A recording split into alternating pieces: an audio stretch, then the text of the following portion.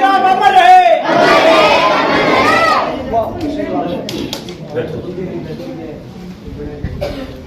आज इस mission movement के समर्पित गांव रतेरा जो माननीय साहब श्री कांशीराम जी का कारवा हुआ, शुरुआती दौर का कैडर यहाँ के जिम्मेवार साथियों ने लिया और साहब के संघर्ष के दिनों में भरपूर साथ दिया।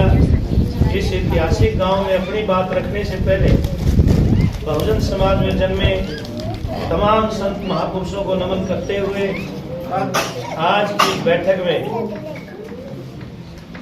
हमारे जिम्मेवार साथी बहुजन समाज पार्टी के पदाधिकारी जिला के प्रभारी भाई रामकिशन गुरेरा जी और इस विधानसभा के अध्यक्ष पवन बलियाड़ी जी, इस विधानसभा के प्रभारी भाई संदीप काजल जी और बहुत ही सम्मानित जिन्होंने इस मिशन मूवमेंट में हमें उंगली पकड़ करके चलना सिखाया, आदरणीय सुरेश सिंह हेडमास्टर जी।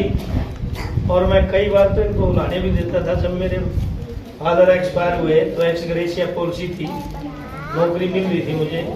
माँ जी आपने ऐसा पाठ पढ़ाया क्या कि मैं अच्छा था, घर की नौकरी कर ले, लेकिन ये हमेशा डांट मारते थे, नौकरी वाले कौन जाना, एक दिन ऐसा होगा तुम सारे जाने। तो वो जरूर है कि इस मिशन मूवमेंट के कारण आज पूरे प्रदेश के अंदर लोग जानने लगे हैं। मैं आभारी हूँ इनका।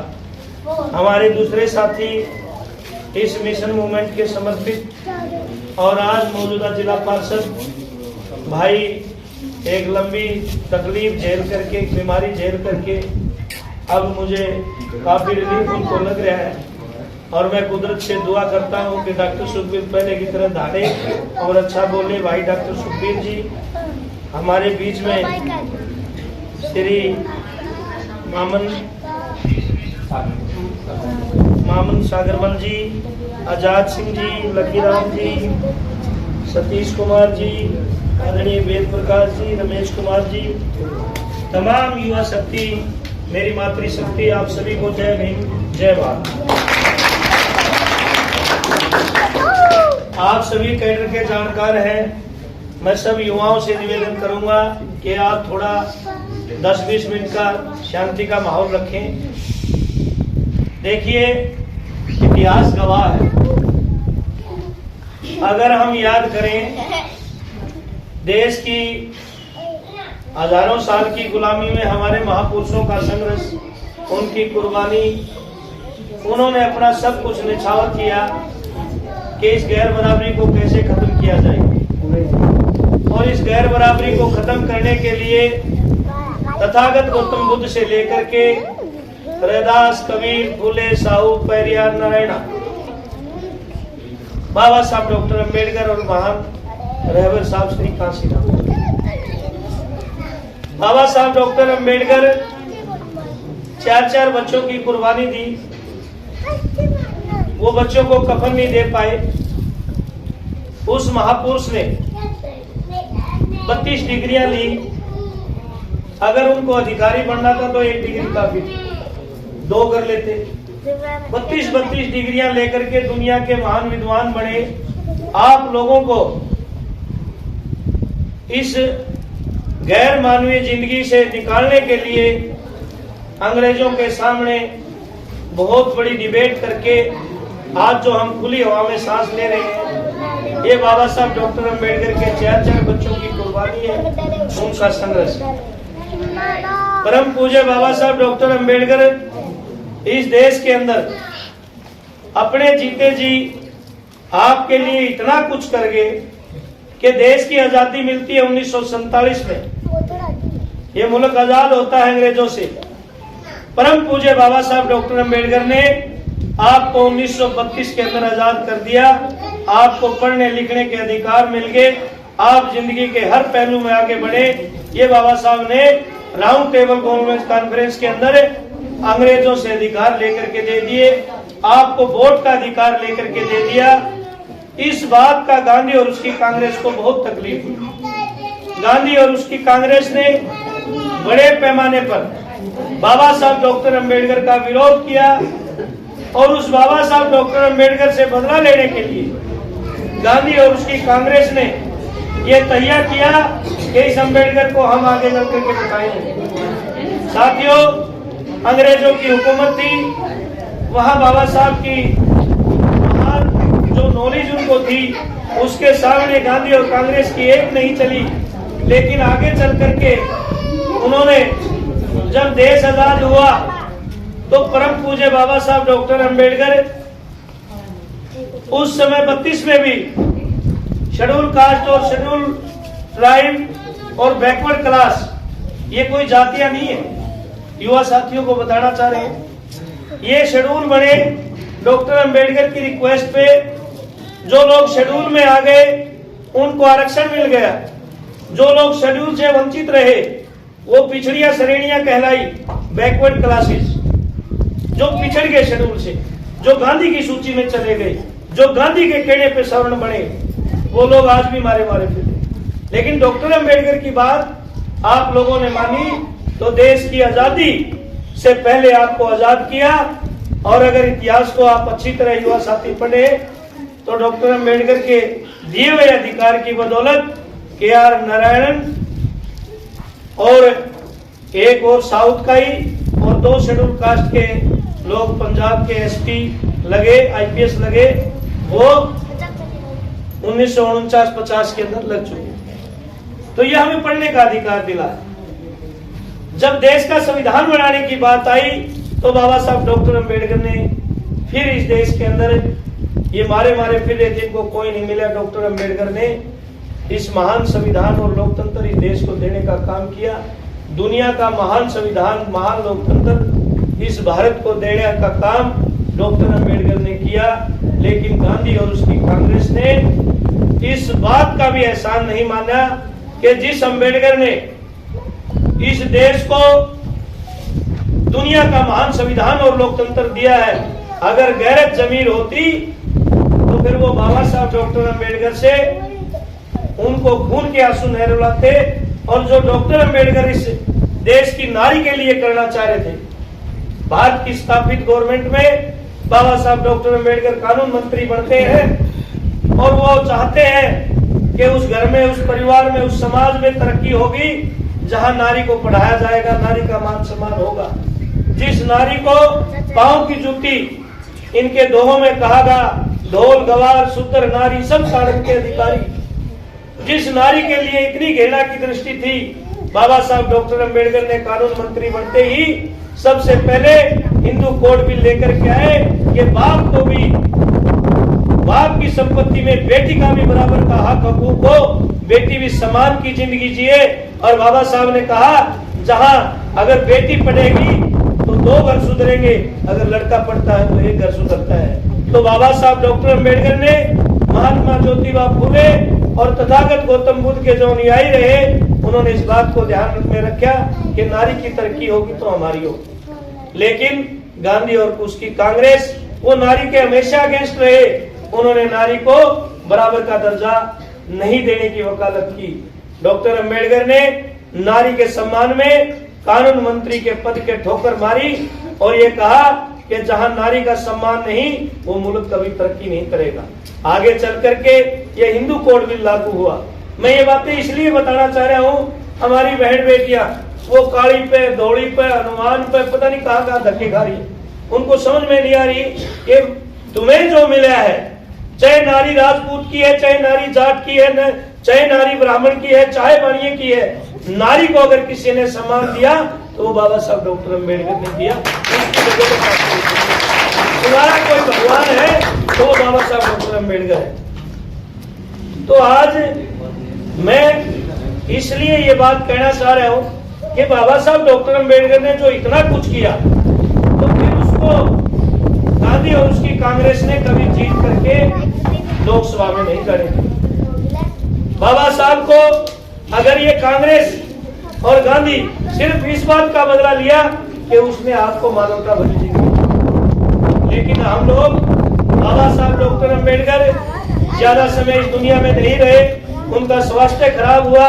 6 दिसंबर 1956 को डॉक्टर अंबेडकर हमारे बीच से चले जाते हैं। साथियों, ये कारवां उनके लेफ्टिनेंटों ने कांग्रेस के चरणों में जाकर के रख दिया। धन्य है आपके ऊपर कुदरत की मेहरबानी रही कि इतने महापुरुष मिले।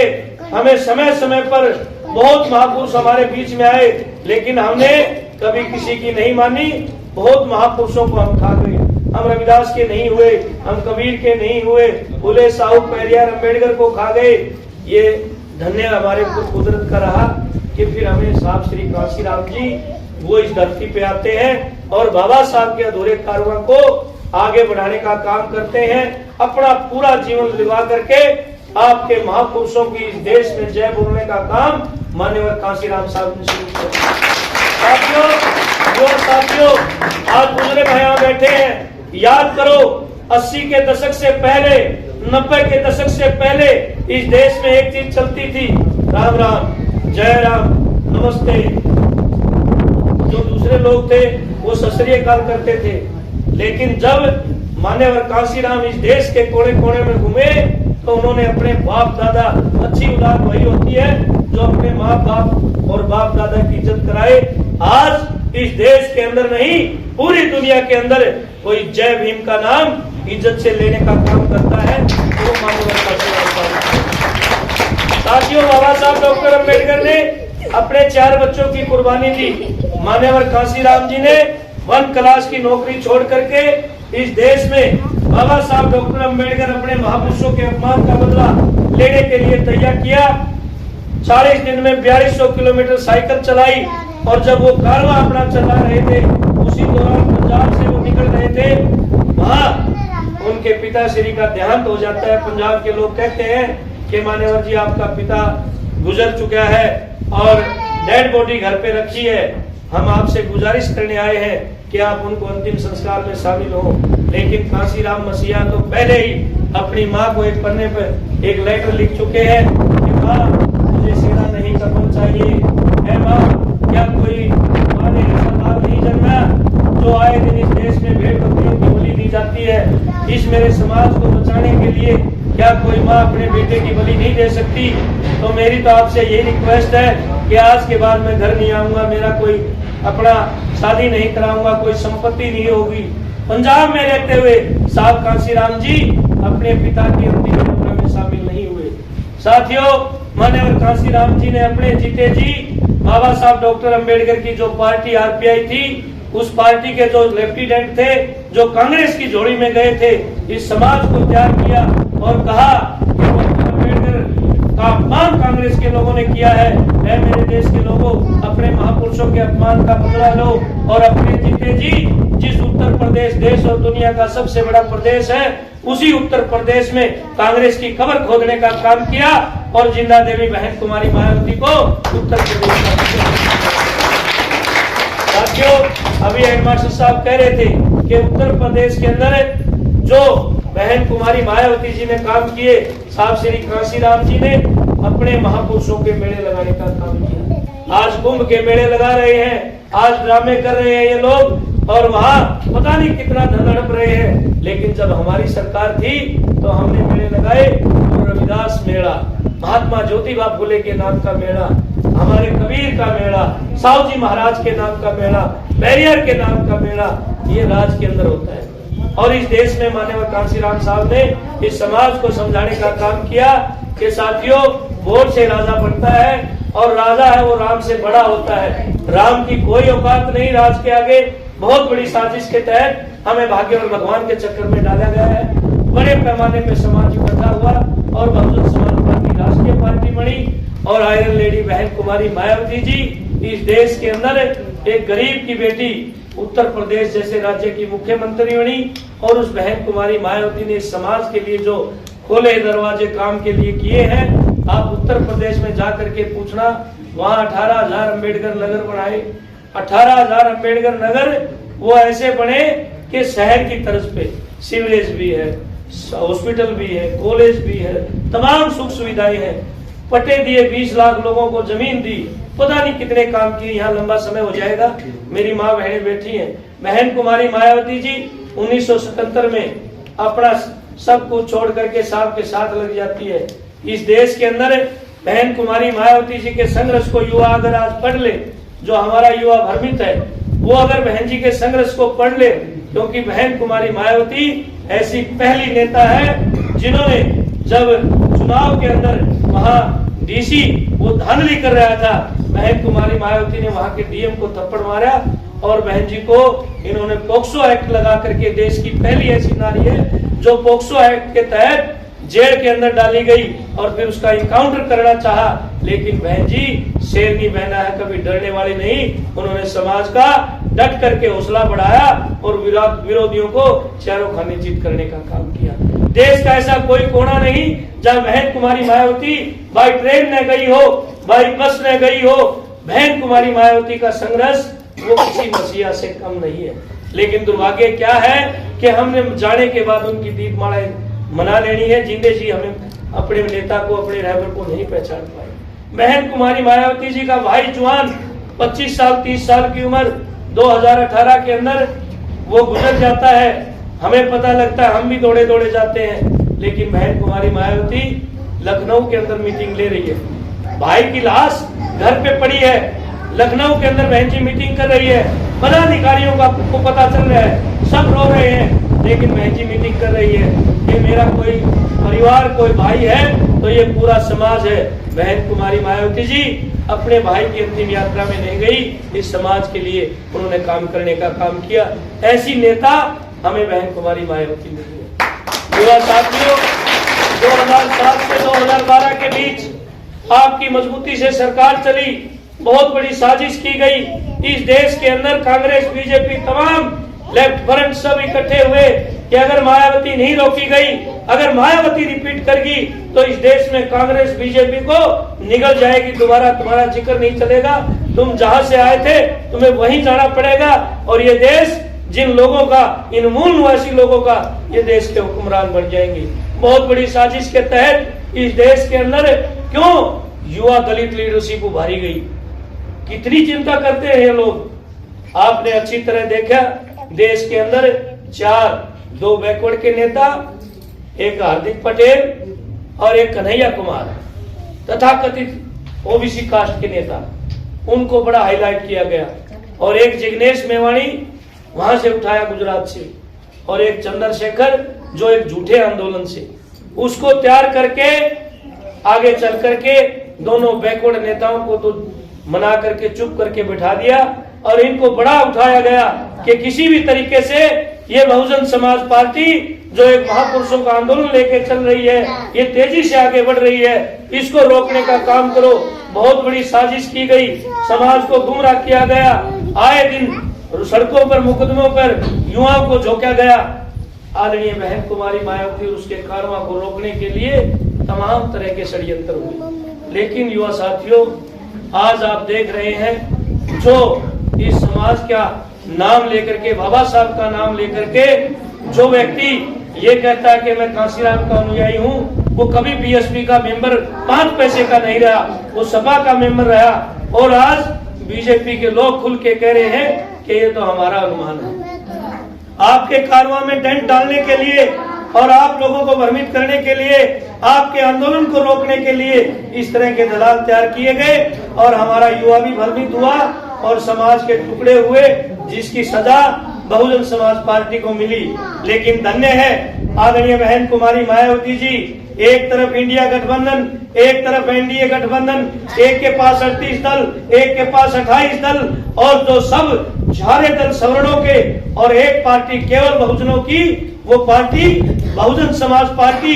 इन दलों के पास, इन सवर्ण दलों के पास संख्या कितनी है? केवल 15% लोग, और उधर संख्या कितनी है? 85%। 5% लोग अपर कास्ट के भी बहन जी की आइडियोलॉजी से, साहब की आइडियोलॉजी से इस देश में बहन जी को नेता मानने के लिए तैयार है। बाकी कितने बचे? 10% लोग, लेकिन उधर 90% लोग हो गए। लेकिन उस पार्टी को, अपनी एकमात्र पार्टी को इन बहुजनों ने जीरो करने का काम किया और ये कांग्रेस और बीजेपी के लोग इन्होंने मिलकर प्लान किया था कि आप सत्ता में बैठ जाना, हम विपक्ष में बैठ जाएंगे। इधर मोदी को प्रधानमंत्री बना दिया, और जिस कांग्रेस ने अम्बेडकर की नहीं हुई, जो कांग्रेस हमारी नहीं, हमारे समाज को गुमराह करके एक संविधान दिखा करके हमारा समाज पंजे पंजों पे खड़ा होकर के कांग्रेस के पीछे लग लिया, और उसी कांग्रेस को जिंदा कर दिया जिस कांग्रेस ने आपके पुरखों का कत्ल किया। आपके पुरखों को उन्होंने कभी सुख की चैन की नींद नहीं सोने दिया, खून के आंसू रुलाने का काम किया। आज कांग्रेस कहीं फील्ड में नहीं है। आज प्रदेश के अंदर इतनी जुल्म जातियां बढ़ रही है। मुख्यमंत्री के नजदीक पंचकुला जिले के अंदर मोड़ी कला गांव है, वहां पर दलित समाज की बहन बेटियों के सरेआम बस स्टैंड के ऊपर उनको निवस्त्र कर दिया जाता है, गुर्जरी नहीं होने दी जाती, कहीं पर इनकाउंटर किए जाते हैं। कितनी बाबा साहब की स्टैचू तोड़ी गई। अभी 14 अप्रैल को इस देश के प्रधानमंत्री माननीय मोदी जी हिसार के अंदर आते हैं, बाबा साहब की जयंती मनाने का ढोंग करते हैं, लेकिन हिसार के अंदर ही बाबा साहब की स्टैचू तोड़ी जाती है। इसलिए आज हमें सोचने की जरूरत है कि हमें एक नेता एक नीति पे चलना होगा। तमाम तरह के षड्यंत्रों के बाद ये लोग शिवसेना को खा गए, ये कितनी पार्टियां इन्होंने खत्म कर दी, लेकिन आज मैं नहीं कह रहा, आज चुनाव आयोग का आप डाटा देखो, इस बुरे दौर में भी देश के अंदर आज 6 राष्ट्रीय पार्टियां हैं। आज भी पहले नंबर पर बीजेपी, दूसरे नंबर पर कांग्रेस, अगर तीसरी कोई बड़ी ताकत है तो वो बहुजन समाज पार्टी, वो आपकी पार्टी, आपकी नेता बहन कुमारी मायावती की तरफ है। मेरे समाज के साथियों, मेरी माँ बहनों, युवा साथियों, आज बहन जी 70 साल की हो चुकी है। मैं तो क्लियर कहता हूँ, आज ये ड्रामे, आज बड़ी बड़ी अम्बेडकर सभाएं बना ली, रविदास सभाएं बना ली, और वो लोग ये ग्रांट के नाम के चक्कर पर इन सरकारों के दलाल हो चुके हैं, और हमें बहुजन समाज पार्टी वालों को वो मीटिंग के लिए जगह भी नहीं देते। 11-11 हजार रुपए फीस मांगते हैं। कहाँ ले जाओगे इस समाज को, क्या करोगे इस युवा पीढ़ी का? और खास करके युवा साथियों, अंतिम मुगल बादशाह आप हैं, ये यकीन मानना, अगर आप नहीं कुछ कर पाए तो आने वाली नस्लें नहीं बचनी। और ये इतिहास में लिख के मैं कह सकता हूं कि आने वाला इतिहास आपको कभी माफ नहीं करेगा। आने वाली पीढ़ियां गुलाम पैदा होंगी, और वो आपके फोटो पर जूतियों की माला डालेंगी कि ऐसे समय में ये लोग थे जब इस देश के अंदर बाबा साहब डॉक्टर अम्बेडकर का संविधान भी था, और हमारी इतनी बड़ी राष्ट्रीय पार्टी थी, फिर भी ये नहीं संभले। अगर संभलना है तो यही मौका है, और ये भी तैयार कर लो कि आज जिंदा अम्बेडकर, जिंदा कांशीराम, जिंदा रविदास कोई है तो केवल बहन कुमारी मायावती है। साथियों, आज का युवा वो सोशल मीडिया पर युद्ध कर रहा है, अच्छी बात है, लेकिन साथियों हमें डायरेक्शन अपनी ठीक करनी होगी। आप लोगों को अपनी नेता, अपनी आदर्श नेता जिसकी उम्र 70 साल की हो चुकी है, आज भी वो 24 घंटे में से 18 घंटे इस मूवमेंट मिशन के लिए चिंतित है, और अपने परिवार के एक नए यंग बेटे को, भतीजे को, जिसकी उम्र 25-30 साल है, सरकार 4 बार रही, बहन जी ने परिवार को कभी कोई सरकार के अंदर मंत्री का या कोई चेयरमैन का पद नहीं दिया, लेकिन आज बुरे दौर के अंदर अपने परिवार को भी, एक युवा हमारे हृदय सम्राट आकाश आनंद को भी सड़कों पे उतारने का काम किया है। हमारी भी ड्यूटी बनती है, राजनीति से बड़ा कोई काम नहीं है। साथियों, आप लोग निकलो, अपनी पार्टी के झंडे घरों पे लगाओ और पार्टी का प्रचार करो। मैं तो कह रहा हूँ, इससे बड़ा कोई बिजनेस भी नहीं है। तुम किस गलतफहमी में हो? अगर राजनीति आपकी मजबूत हो गई, उत्तर प्रदेश के अंदर जाकर के देखो, हमारे समाज के लोग, वो बड़े बड़े ठेकेदार, पता नहीं कितने बड़े बड़े इंडस्ट्रीज के मालिक बने हैं। जब राज आएगा तो आपके काज सुधरेंगे। और ये लिख करके दे सकता हूं मैं, हरियाणा प्रदेश के अंदर निश्चित तौर पर आने वाले समय में, क्योंकि हरियाणा का ड्रामा वो सारी जनता ने देखा, हरियाणा के लोगों ने, हरियाणा प्रदेश के लोग कांग्रेस की सरकार बनाना चाह रहे थे। हमारे लोग भी बिल्कुल कर्मचारी ओपीएस के चक्कर में, के हुड्डा, जिस हुड्डा ने पेंशन बंद करी उसी हुड्डा के चक्कर में कि ये पेंशन लागू करेगा, सारे हमारे लोगों ने कांग्रेस को वोट देने का काम किया। बड़े पैमाने पर लोग बीजेपी को सरकार से बाहर करना चाह रहे थे, लेकिन आप लोगों ने ताकत लगाई। हम चिल्लाते रहे कि आदरणीय बहन जी 4 प्रदेश के अंदर रैली करके गई कि आप इधर देखो, लेकिन हमारी तरफ नहीं देखा। नहीं, हमें तो, ये तो बीजेपी की बी टीम है, मायावती तो बीजेपी की बी टीम है। लेकिन अब तो जग जाहिर हो चुका है, इस कांग्रेस ने थाली में परोस करके बीजेपी की सरकार बनवाई। थाली में परोस करके हरियाणा के अंदर सरकार बनवाई, और आज तमाम प्रदेश के लोग, आज बीजेपी वालों को तो हजम ही नहीं हो रहा। वो मुख्यमंत्री तो पूरा दिन हंसता रहता है, रात को शोर में मुंह देके हंसे, उनको यकीन ही नहीं हो रहा, क्योंकि वो तो आने वाले नहीं थे, जबरदस्ती आ गए। दिल्ली में कांग्रेस की सरकार, कांग्रेस ने बीजेपी की सरकार बनवाई, ये सब जग जाहिर हो चुका है।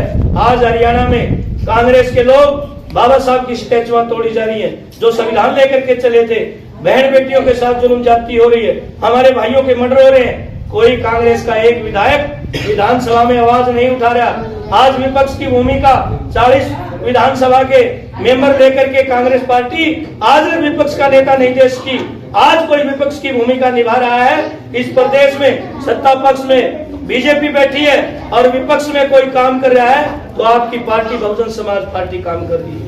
मेरी आपसे अपील है, आने वाले समय में इस प्रदेश से कांग्रेस का सुपड़ा साफ हो चुका है, क्योंकि लोगों को पता चल चुका है कि कांग्रेस में फूट है, और ये दूसरी जो पार्टियां इन लो जेजेपी थी, उनका झगड़ा जाहिर है, और अब बीजेपी घमंड में है।